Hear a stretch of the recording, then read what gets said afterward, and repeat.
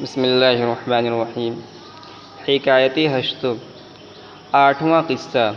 یہ باب دوم کا آٹھواں قصہ ہے۔ شیخ سعدی کہتے ہیں یکی را از بزرگا بمحفل اندر ہمی ستودند، بزرگوں میں سے ایک بزرگ کی لوگ محفل میں تعریف کر رہے تھے، یعنی ایک محفل تھی، اس میں ایک اللہ والے بزرگ بیٹھے ہوئے تھے اور ان کے جو مریدین ہوتے ہیں، ارادت مند لوگ ہوتے ہیں، ان کے آس پاس بیٹھ کر ان کی تعریف کر رہے تھے۔ یکی راز بزرگا بمحفل اندر ہمی ستودند، بزرگوں میں سے ایک بزرگ کی لوگ محفل میں تعریف کر رہے تھے۔ ودر اوصاف جمیلش مبالغت ہمی کردن،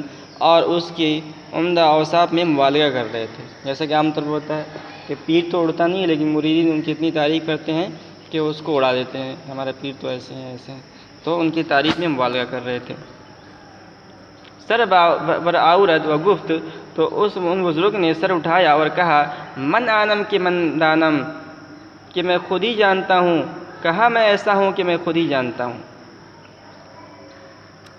تو اس کے بعد شعر ہے، اس شعر کے اندر اسی مضمون کو بیان کیا گیا ہے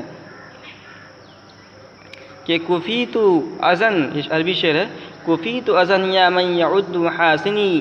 اے میرے خوبیاں شمار کرنے والے، تم میرے ستانے کے لیے کافی ہے۔ علانیتی ھذا ولم تدری باطنی، میری ظاہری حالت تو یہ ہے اور میری اندرونی حالت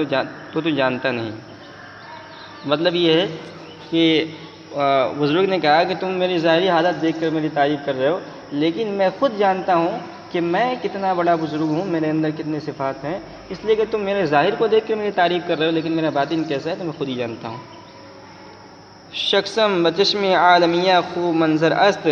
میری ذات دنیا والوں کی نظر میں بہت اچھی ہے۔ وزخب سے باطنم سر خجلت فکندہ پیش،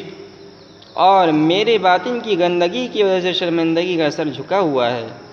طاؤس را با نقش نگارے کے ہست خلق، مور کی اس ظاہری نقش و نگار کی وجہ سے تحسین کنند، خلق تحسین کنند، پوری دنیا تعریف کرتی ہے۔ او خجل از جشت پائے خیش، وہ اپنے پاؤں کی بدصورتی سے شرمندہ ہے۔ تو یعنی ایک مثال دے کر بتایا گیا کہ جو مور ہوتا ہے، ایک پرندہ ہوتا ہے جس کے پنکھ بہت خوبصورت ہوتے ہیں، اور وہ جب اپنے پنکھوں کو یعنی بالکل سیدھا کرتا ہے تو لوگ جو ہے اس کو دیکھنے کے لیے اس جو ہے بہت اچھے سے دیکھتے ہیں، اس کی خوب تعریف کرتے ہیں اور حیرت بھری نگاہ سے محو ہو کر دیکھتے ہیں، لیکن مور جو ہے اپنے آپ سے شرمندہ ہوتا ہے، اس لیے کہ مور کے جو پاؤں ہوتے ہیں نا بہت بدصورت ہوتے ہیں، تو مور اپنے پاؤں کو دیکھ کر ہمیشہ شرمندہ ہوتا ہے، اس لیے کہ اس کو اپنے پاؤں کی بدصورتی معلوم ہوتی ہے، اسے اپنے پنکھ کی خوبصورتی کا فکر نہیں ہوتی ہے۔ تو یہی انسان یہی جو ہے یہی مطلب اس حکایت میں مقصد یہی ہے کہ یہی حال جو عابد لوگ ہوتے ہیں، سائل لوگ ہوتے ہیں، اللہ والے ہوتے ہیں، درویش ہوتے ہیں، تو ان کو بھی یہی صفت اختیار کرنی چاہیے کہ ان کی اگر کوئی تعریف کرے تو اپنی تعریف سن کر خوش نہ ہو، بلکہ اپنے گناہوں پر نظر کر کے شرمندہ ہوں، جیسے مور جو ہے اپنی تعریف سن کر خوش نہیں ہوتا بلکہ اپنے پیر کی بدصورتی دیکھ کر جو ہے شرمندہ ہوتا ہے۔